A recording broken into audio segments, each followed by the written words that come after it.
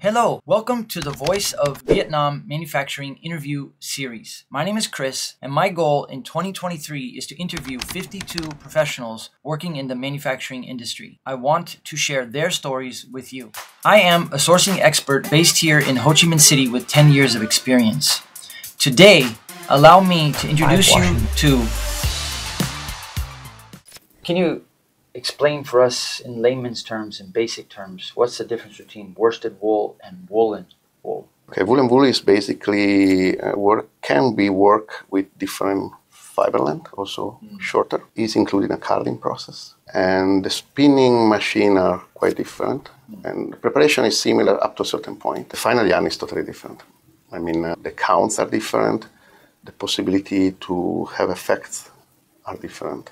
It's a totally different market that is running parallel. I mean, nobody of worsted wool will go to the business of woolen. I mean, for sure somebody is doing, but it's a different know-how. Wow. It's a different expectation from the customer. It's a different market. There is a difference in the process. When you buy cashmere, for instance, it's very, very seldom worsted. It's mostly woolen or semi-worsted because of the length of the fiber. It depends also on fashion. Some years one is more, the other one is less. Some other years the other one is more, one is less. It depends on many things. We are talking about clothing. We are not talking about floor covering or carpets. Right. For which then is a different thing. Yarn that you produce at the Lot Worsted Spinning Factory, how much of it is used for commercial applications? Or is it all used for clothing? No. Or you don't? No. Okay, we don't produce yarn for carpets. Okay? But if you think about automotive, we produce yarn for covering the seats in the car or in the planes, or some technical use. This is done by one of our segments. Yeah, we have segments that are related to clothing, from flat knitting for sweater, weaving for suits or tires, or circular knitting for all the things that we said before. We have also yarn for socks, and then we have yarn for automotive. The yarn for automotive is a different market, has a different need.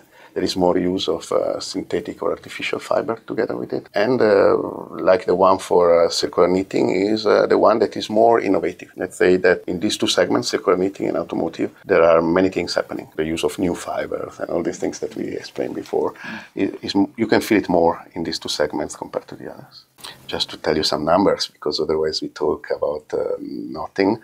I think the wool for garments compared to the total wool available also for the flooring or for the bedding is maybe just 1/4. 25% for clothing, and then 75% for rugs and bedding and other applications. Oh, blankets. Blankets that make sense. Airplane seat covers or car seat covers. Why is wool used for that? A mobility point. Doesn't melt. Yeah, that's the point. So it's something that is a little bit in the fighting direction. Plus, for sure, the comfort is also there. I mean, you can sit on a fake leather chair, on a real leather chair, you can feel the difference. You can sit on plastic or you can sit on natural fiber, you can feel the difference. Right, yeah. So the main thing I learned today is that woolen wool and worsted wool are two separate industries, two separate techniques, technology, machinery. Using the same material and producing the same good. It's a different good, but the same kind of good yarn, but it is different. Thanks for listening. Is your business struggling because of delays out of China or quality control issues in India? When is a good time to explore Vietnam and get answers to your questions?